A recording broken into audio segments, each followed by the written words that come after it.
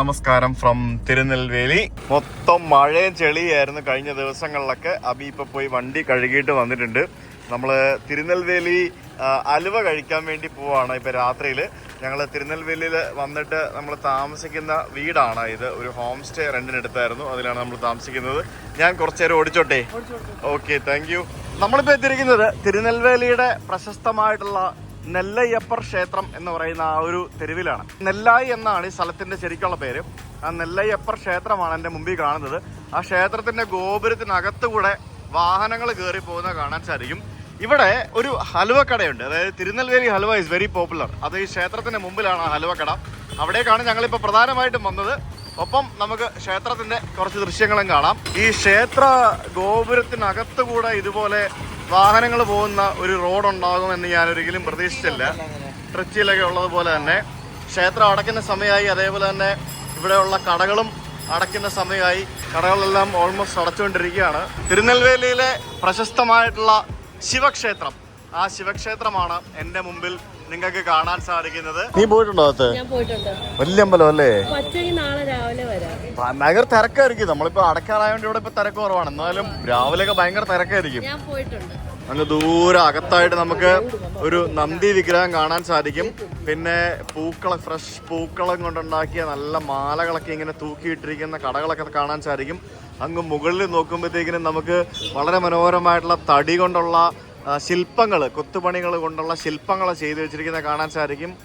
It's beautiful. പുറത്തുനിന്ന് നോക്കാൻ തന്നെ അതിമനോഹരം. ഇവിടെയൊക്കെ ഈ ചെരുപ്പും പിന്നെ ഈ പറഞ്ഞ പോലെ ബാക്കിയുള്ള സാധനങ്ങളെല്ലാം പുറത്ത് വെച്ചിട്ട് വേണം അകത്തേക്ക് പോകാനായിട്ട്. മൊബൈൽ പോലും കൊണ്ടുപോകാൻ പറ്റുമെന്ന് തോന്നുന്നില്ല. പല ക്ഷേത്രങ്ങളിലും അങ്ങനെയാണ്. ഇവിടെ ഞാൻ ശരവണ ഭവൻ കണ്ടിട്ടുണ്ട്. ശരവണ ഭാവ ആദ്യമായിട്ടാണ് കാണുന്നത്. ഹോട്ടൽ നെല്ലായി ശരവണ ഭാവ. ശരവണ ഭാവയല്ലേ?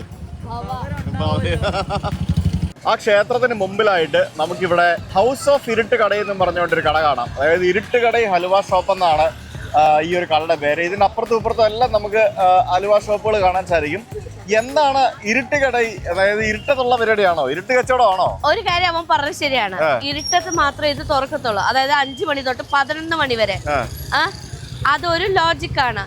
പക്ഷെ രണ്ടാമത്തെ ലോജിക്ക് എന്താന്ന് വെച്ചാല്, ഒരു ഭർത്താവും ഭാര്യയും തമ്മിൽ ഒരു അടിയായെന്ന് വെച്ചോ, വീട്ടില് അടിയായാല് രാത്രി ഭാര്യനെ സൂചിപ്പിക്കാൻ വേണ്ടിയിട്ട് ഇവിടുത്തെ ആൾക്കാരുടെ ഭർത്താവ് ഒരു ബക്കറ്റ് മുല്ലപ്പൂവും ഒരു ഹൽവയുടെ ഇതും കൊണ്ടുപോയിട്ട് ഭാര്യയ്ക്ക് കൊടുത്തിട്ട് മയക്കുന്ന ഒരു പരിപാടിയുണ്ട് രാത്രി, ജോലിയൊക്കെ കഴിഞ്ഞിട്ട് വഴക്കുണ്ടാക്കി. അപ്പൊ അതിനു വേണ്ടിയുള്ള സംഭവമാണ് ഇത് ഇങ്ങനെ തുറക്കുന്നത്. അതാണ് ഇതിന്റെ സ്പെഷ്യൽ എന്നാ പറയുന്നത്. ഓ, അത് ശരി. രാത്രി ഭാര്യമാരെ പ്രീതിപ്പെടുത്തുന്നതിന് വേണ്ടി മുല്ലപ്പൂവും തിരുനെൽവേലി അലുവയും കൂടെ വാങ്ങിച്ചുകൊണ്ട് പോവായിരുന്നു അല്ലേ? അതെ, അതിനു വേണ്ടിയല്ലേ? ശരി. അതാണ് ഇതിന്റെ കഥ. ഞാൻ ഇച്ചിരി ഹലുവയും മുല്ലപ്പൂവും വാങ്ങിച്ചു തന്നാൽ നിനക്ക് പ്രീതിയാവോ? ഇല്ല, എനിക്ക് വേണ്ട. ഞാനും നിന്നെ പ്രീതി മാടിച്ചു തന്നെ. വേണ്ട. വേണ്ട അല്ലേ? വേട. ഇവിടെ ഒരാൾക്ക് ഹലുവ വേണം. ഹലുവ വേണോ ഋഷി? ഇവിടെ കിലോ കണക്കിന് കിട്ടും. കിലോ കണക്കിന് കിട്ടുന്നതിന് പകരം ഇവിടെ ഇലയില് നമുക്ക് ഇങ്ങനെ കിട്ടും, ഇത്തരത്തില്. അതാണ് സംഭവം. കണ്ടില്ലേ? ഇതാണ് ഹലുവ. ഇതിപ്പോ ചൂടാറി. ഇത് ചൂടോടെ കിട്ടണമെങ്കിൽ 5 മണിക്ക് വന്നാലേ കഴിക്കാൻ പറ്റാ. ഓ, അതാണ് ഇവരിവിടെ പാക്ക് ചെയ്തോണ്ടിരിക്കുന്നത്. സംഭവമാണ് അവരിവിടെ പാക്ക് ചെയ്തോണ്ടിരിക്കുന്നത്. ഇപ്പുറത്ത് തിരുനെൽവേലി ഹലുവ. കൊടുക്ക മോനെ കൊടുക്ക. നിങ്ങൾ നോക്ക. കണ്ട് സൂപ്പർ, അടിപൊളി മോനെ. അയ്യവാ, കഴിച്ചോ. ഋഷി കുറെ നേരമായിട്ട് ഹലുവയുടെ കാര്യം പറഞ്ഞോണ്ടിരിക്കുകയാണ്. നെയ്യില് മുങ്ങി നിൽക്കുവോ ഈ സാധനം? എനിക്കൊരു രസം തരുമോ മോനെ? ഒരു രക്ഷയില്ല. ഒരു കഷ്ണം കൂടെ തരുമോ? ഇതെത്ര ഒരു ഇലക്ക്? 25 രൂപ. 25 രൂപ. നമ്മുടെ അമ്പലത്തിന്റെ നേരെ മുമ്പിലാണ് കേട്ടോ ഈ കടയുള്ളത്. അയ്യോ, ആണോ? അതാണോ ഈ കൃഷ്ണ സിംഗ് എന്നൊക്കെ പറഞ്ഞോണ്ട് എഴുതിയിരിക്കുന്നത്? ഓ, ചൂടോടെ കഴിക്കാൻ അവിടെ നിക്ക്. ഒരു രാജസ്ഥാനി കുടുംബം ആണ് ഇവിടെ ശരിക്കും ഇവിടെ വന്നിട്ട് ഇത്തരത്തിലുള്ള ഈ ഹലുവ ഷോപ്പ് ഇവിടെ ആരംഭിച്ചത്. അവരുടെ ഫോട്ടോസ് അവിടെ വെച്ചിട്ടുണ്ട്. R Krishna Singh, R Bijili Singh. 1900, അതായത് 2024 മൈനസ് 1900 എന്ന് പറഞ്ഞാൽ 124 വർഷം അല്ലെ, 125 വർഷം മുമ്പ് ആരംഭിച്ച കടയാണെന്നാണ് പറയുന്നത്. വൈകിട്ട് 5 മണിക്ക് ഇവിടെ വന്നാൽ ഭയങ്കര തിരക്കായിരിക്കും. ചൂടോടെ ഹലുവ കിട്ടും. അത് കഴിഞ്ഞ് രാത്രി 10 മണി വരെ ഉണ്ട്. അതായത് വൈകിട്ട് 5 മുതൽ 10 വരെയുള്ള കച്ചവടമേ ഉള്ളൂ. അപ്പുറത്തൊക്കെ ഇഷ്ടംപോലെ ഹലുവ ഷോപ്പ് ഉണ്ടെങ്കിൽ എല്ലാവരും വെറുതെ നോക്കി നിൽക്കുകയാണ്. ആളുള്ള കട എവിടെയാണോ അവിടെ വന്നാൽ മതി. അപ്പോൾ ഞങ്ങൾ ഇവിടെ നിന്ന് ഹലുവ കഴിച്ച് അടിപൊളിയായിരുന്നു കേട്ടോ. ഇനി ഫുഡ് കഴിക്കാൻ പോകാം. ചെറുതായത് മറ്റേ പിള്ളേർക്ക് ഉരുട്ടി കളിക്കുന്ന സാധനമല്ലേ? അതെ അതെ അതെ അതെ. വേണോ? വേണ്ട. ആർക്ക് വേണ്ടി? അല്ലെങ്കിൽ തന്നെ ഇത് മറ്റേ വോക്കറാണ് ബേസിക്കലി. വോക്കർ, അതായത് പണ്ട് കാലത്ത് ട്രഡീഷണൽ ആയിട്ട് ഉപയോഗിച്ചുകൊണ്ടിരുന്ന വോക്കർ, പ്ലാസ്റ്റിക് ഒക്കെ വരുന്നതിന് മുമ്പ്. ഇപ്പോഴത്തെ പുതിയ വോക്കറാണ് മേളിൽ കാണുന്നത്. ഇത് പഴയ വോക്കർ. വൈരമാളികൈ റെസ്റ്റോറന്റ് ഇവിടുത്തെ ഒരു ഫേമസ് റെസ്റ്റോറന്റ് ആണെന്ന് പറഞ്ഞ് ശ്വേത കണ്ടുപിടിച്ച സ്ഥലമാണിത്. വൈരമാളികൈ. ഇവിടെയാണ് ഇപ്പൊ ഫുഡ് കഴിക്കാൻ വേണ്ടി വരുന്നിരിക്കുന്നത്. ഇത് വലിയ റെസ്റ്റോറന്റ് ആണ്. എല്ലാവർക്കും പ്രൈവറ്റ് ഡൈനിങ് സ്പേസ് പോലെ തോന്നും. അതാണ് സെറ്റപ്പ്. അങ്ങനത്തെ ഡിസൈൻ. ഋഷിക്ക് എന്താ കഴിക്കാൻ വേണ്ടേ? ദോശ എന്ന് പറയരുത് പ്ലീസ്. ദോശ ഇല്ല. നമ്മുടെ ഫുഡൊക്കെ വന്നിരിക്കുകയാണ്. എന്തൊക്കെയോ കുറെ സംഭവങ്ങളൊക്കെ നമ്മൾ പറഞ്ഞായിരുന്നു. ചിക്കൻ കറിയും പിന്നെ അതും ഇതും മറ്റു സംഭവങ്ങളും പൊറോട്ട ഋഷിക്ക് തരാം കേട്ടോ. ഋഷിക്ക് ഇവിടെ ഫുഡ് വരുന്നുണ്ടേ. ആ പൊറോട്ടയുടെ വലുപ്പം കാണിച്ച് ബിഗ് പൊറോട്ട ആയിരിക്കും എന്നവർ പറഞ്ഞായിരുന്നു. അതുകൊണ്ട് തന്നെ നമ്മൾ ഓരോ പൊറോട്ട വെച്ചേ വാങ്ങിച്ചുള്ളൂ. ഫ്ലഫി അല്ല, പക്ഷെ സോഫ്റ്റ് ആണ് അല്ലേ? ഇതിന്റെ വീറ്റ് പൊറോട്ടയും സാധാ പൊറോട്ട അങ്ങനെ കുറെ സംഭവങ്ങളൊക്കെ ഉണ്ടെന്ന് പറഞ്ഞായിരുന്നു.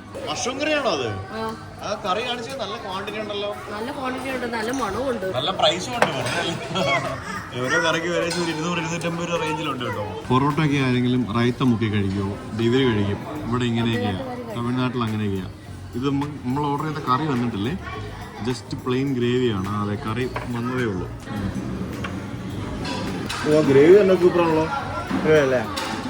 ഇത് നാട്ടുകോഴി ഒനിയൻ ചോപ്സ് എന്ന് പറഞ്ഞ സാധനമാണ്. ഇങ്ങനെയാണ് ഈ സാധനം വരുന്നതല്ലേ, നാട്ടുകോഴി ഒനിയൻ ചോപ്സ്. നാട്ടുകോഴി എന്ന് പറഞ്ഞാൽ നാടൻ കോഴി, അതാണ് സംഭവം. അത് അതിന് മറ്റേ ഇത് എന്താ പറയുക, സ്കിൻ കുറവായിരിക്കും.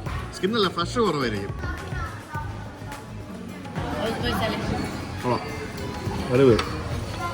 ഇത് നമ്മൾ പാലക്കാട് NMR ബിരിയാണി അടിക്കാൻ പോയ പോലെ തന്നെ ഇത് അവരുടെ മെയിൻ ഷോപ്പല്ല, ഇത് അവരുടെ എന്താ പറയാ ഒരു വികസിച്ച ബ്രാൻഡാണ്. തരാം.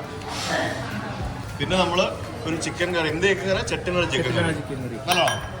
ചെട്ടിനാട് ചിക്കൻ കറി, സംഭവം കൊള്ളാം കേട്ടോ. വെറൈറ്റി ടേസ്റ്റ് ആണ് കേട്ടോ എല്ലാം. ഇതാണ് ചെട്ടിനാട് ചിക്കൻ കറി.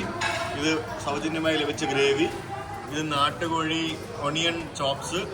പിന്നെ ഇത് ശ്വേതയുടെ മഷ്റൂം മസാല. ഋഷിക്ക് ഇഷ്ടപ്പെട്ടോ ചിക്കൻ? നല്ലാണോ?